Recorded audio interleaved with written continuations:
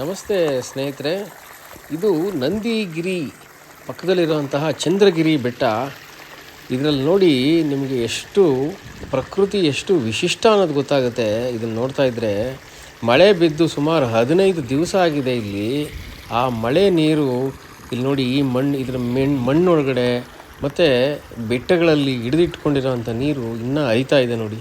ಮುಂದೆ ಒಂದು ದೊಡ್ಡ ಕೆರೆ ತಾವು ಕಾಣ್ತಾ ಇದ್ದೀರಿ. ಈ ಕೆರೆ ನಿರ್ಮಾಣ ಆಗುತ್ತೆ. ಇದು ಪಿನಾಕಿನಿ ನದಿ ಸಣ್ಣ ಜರಿಯಾಗಿ ಪ್ರಾರಂಭ ಆಗಿ ಇದಕ್ಕಿಂತ ಮೇಲ್ಗಡೆ, ನಾನು ನಿಂತಿದ್ದೀನಲ್ಲ, ಇದಕ್ಕಿಂತ ಸುಮಾರು ಮೇಲ್ಗಡೆ 1-2 ಕಿಲೋಮೀಟ್ರ್ ಮೇಲ್ಗಡೆ ಇದು ಹುಟ್ಟುತ್ತೆ. ಪಿನಾಕಿನಿ ನದಿ ಸಣ್ಣ ಜರಿಯಾಗಿ ಪ್ರಾರಂಭ ಆಗಿ ಮುಂದೆ ಅದು ಚಿಕ್ಕದು ತಾವು ನೋಡ್ತಾ ಇದ್ದೀರಲ್ಲ ಕೆರೆಯಾಗಿ, ಆ ಕೆರೆಯಾಗಿ ಹಾಗೇ ಮುಂದಕ್ಕೆ ಅದು ಹರ್ಕೊಂಡು ಹೋಗುತ್ತೆ ನದಿಯಾಗಿ.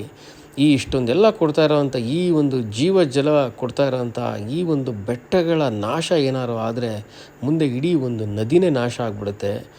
ಬನ್ನಿ ಸ್ನೇಹಿತರೆ, ನಾವೆಲ್ಲ ಬೆಟ್ಟಗಳು ಒಂದೇ ಅಂತಲ್ಲ, ಎಲ್ಲ ನಮ್ಮ ಸುತ್ತಮುತ್ತಲಿನ ಎಲ್ಲ ಪ್ರಾಕೃತಿಕ ಸಂಪತ್ತನ್ನು ನಾವು ಉಳಿಸ್ಕೋಬೇಕು. ಶುದ್ಧ ಜಲವನ್ನು ನಾವು ಕುಡಿಬೇಕಾದ್ರೆ ಈ ಒಂದು ಪ್ರಾಕೃತಿಕ ಸಂಪತ್ತನ್ನು ನಾವು ಉಳಿಸ್ಕೊಳ್ಬೇಕಾಗ್ತದೆ.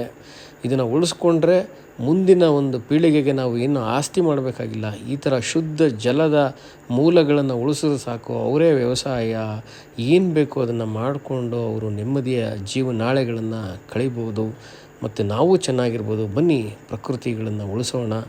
ಜೈ ಹಿಂದ್, ಜೈ ಕರ್ನಾಟಕ ಮಾತೆ. ನಮಸ್ಕಾರ.